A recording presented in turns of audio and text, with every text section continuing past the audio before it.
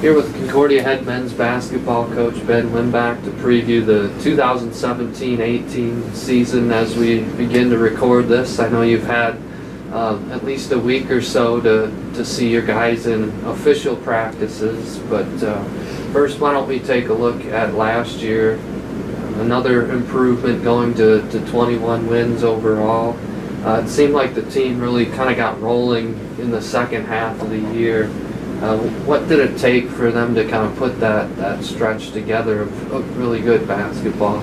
Yeah, no, it was an exciting team to coach, and I felt like things were really starting to click at the end of the season, and we were peaking at the right time. And certainly the seniors, the leadership that they had last year was a big part of that. And I felt like defensively we started to get things and understand the importance of that side. And right around CIT or a little before that, I felt like defensively we started to come on, and then the emergence of a lot of the young guys that have been getting some decent minutes. That towards the end of the season, I felt like started to realize what the conference play was like, and then get in the groove. And I think everything kind of gelled at the end, and we were playing some really good basketball, and it's a good way to keep it rolling, but we all knew that we wanted to keep it going past the conference tournament. So you mentioned senior leadership, and of course you'll miss Chandler Folkerts and Eli Ziegler with what they did, and particularly their senior years. What will be most difficult about replacing those kind of guys? Well, those are tough guys to replace. I mean, you're talking about Folkerts, who had an amazing career, and then even Ziegler, one of the top shooters, one of the seasons that he had, and all the seniors with Seth and Justin. I think they brought something to the team beyond just the stats and the basketball side, with just their leadership and their character and off-court stuff too. And that's something that we definitely had to learn and adjust in the spring and even this summer and fall. And I think that's always a challenge, is to replace the on-court performance, but also to now to take it to a new level with leadership and what they provided other places. Well, you were able to complement those seniors with some young guys too last year that got a lot of good experience. I'd like to highlight some of those guys that are sophomores now, like Tanner Shuck, who is a starter for most of last season. What do you like about what he's brought to the program, and what growth have you seen even since last season ended? Yeah, Tanner had a tremendous freshman year, redshirt freshman year last year, and really did some nice things. And shooting-wise, he was phenomenal from the three-point line. And I think this year he had a tremendous summer. He stuck around here in Seward and really worked on his strength and conditioning levels, and he's in really good shape right now. And he knows he'll be more of a marked man this year, without Chandler and Eli out there, and I think he's ready for that challenge. I think he's developed his game beyond just shooting threes now, and I think he'll need to provide some scoring for us. But also his versatility, 6'4", long, he can defend multiple positions, and I think that's where I've seen the most growth in Tanner, is his defensive abilities right now. Towards the end of last year, it was really fun to see Chandler and Clay Reimers play together, and Clay is another guy that's going to be important for you.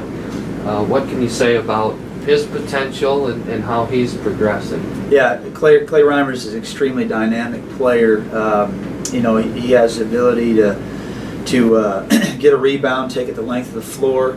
He can defend point guards all the way to the 5-man, and he's a special kid, and I think he's starting to learn and understand the daily competition, how to compete every day, and just get the most out of his game. But I'm really excited about Clay, and he really did come on at the end of the year. He's a competitor. I think you get him in game situations and intense situations, and that's really when I feel like Clay really steps up his game, and he's gotten stronger. He's really put time, and I feel like he's understanding how much that's going to help his game. And I think if he can stay healthy, stay out of foul trouble this year, he's in for a really good season. Well, with those three senior starters you had last year. You have Guck and Chris Johnstone are the two guys that started a lot last year that are back. There's probably some adjustment for Chris coming over from Chaminade. What maybe changes have you noticed in him in the off season? Maybe hopefully a little bit more comfortable. Yeah, Chris strength wise, I feel like has gotten stronger over the summer. You know, he did have a knee surgery at the end of the year last year, and so he's still coming back from that. But Chris can really score it. Chris is very fast with the ball. He's very good in the open court, and I think that's where, you know, he'll provide a lot of scoring opportunities for us this year once he gets healthy. And I think he's really working hard to get back. I know he's chomping at the bit and slowly working into practices now. And you know, I'm excited for him and what he's going to bring to this season. And you know, look at other guys last year. You know, you mentioned you know, Tanner and Chris, but also I think Jake Hornick. He got a lot of minutes last year as well. That you know, he's really come on for us. You know, at the guard position, and I think he's going to be a guy that just this year provides a lot of leadership, toughness, and competitiveness with our team. And one senior on the roster is Kyle Pierce. What kind of role do you see for him? Yeah, Kyle, you know, he's kind of the quote-unquote veteran of our group. You know, he's played varsity now for 3 years. This will be his third year, and I think, you know, his role's got to change this year. You know, we're going to expect more out of Kyle this year. He's got great length. He plays extremely hard. I think his game has matured a little bit, where now he's provided patience, you know, with that intensity level.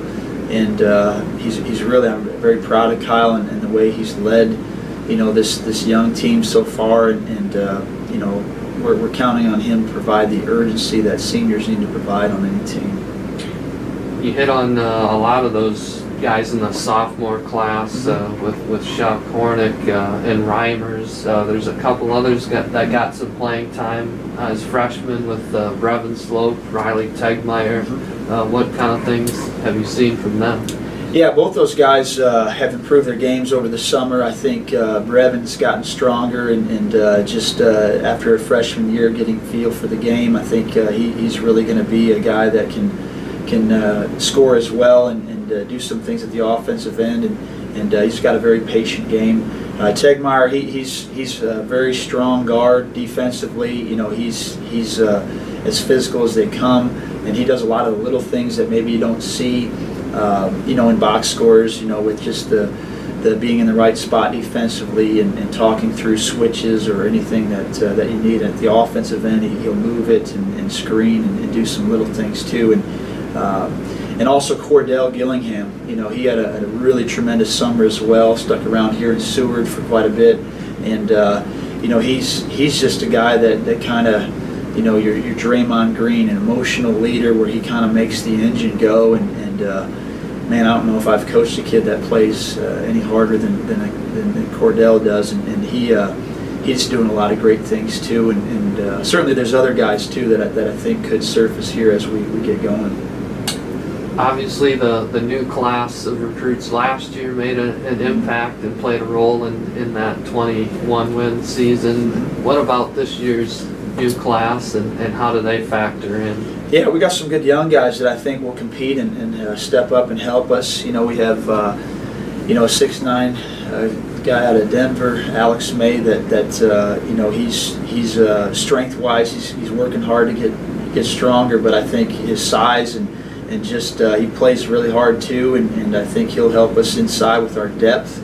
You know, between Clay and Alex and Zach Friel, a returning freshman, a sophomore now from inside last year. I think those three guys will have to provide that depth inside. Then another freshman, Noah Velasic. He's got some point guard skills that I think very strong with the ball. Had a great high school career at Riverside here in Nebraska, and was an all-state guy that I think has a chance to really do some great things this year, even as a freshman. And you know, there's a couple other guys that could see minutes and you know, contribute at the varsity level. Ryan Holt and you know, Mateo Busnardo, some guys out of Denver that that have been working hard and could see some time too. But it's just been a really fun group to coach right now. Just their tough-nosed mentality. Since you've been here, the program's come a long ways. Certainly every year it seems like it's gotten a little bit better. What do you see being the things that have to happen to kind of take another step and compete for a national tournament spot? Yeah, I think this team is going to be different. You know, we don't have the Chanimal, we don't have some of the guys that have been around for 3-4 years to depend on. And so I think, you know, I don't like using youth as a crutch. I feel like youth could be used as an incentive to have a chip on your shoulder and to get hungry. And I think this group is very hungry, you know, to step in and continue things. And I think our challenge will be, you know, I think we're competitive and I think we'll play hard. You know, that's the expectation. But I think the details, you know, I think the execution side of things is something that we're really struggling with right now. That for us to be a great basketball team, we're going to have a better understanding as to the details that go into that preparation, and not just expecting to compete and play hard, and that's going to take care of it. So I think it's in there. I just think that's going to be the biggest key, is staying healthy, and then our ability to be detailed enough to execute with the young group. You get to take the team on some fun trips again this year. Go to Golden, Colorado. You go to Chicago and Mequon, Wisconsin for CIT, of course.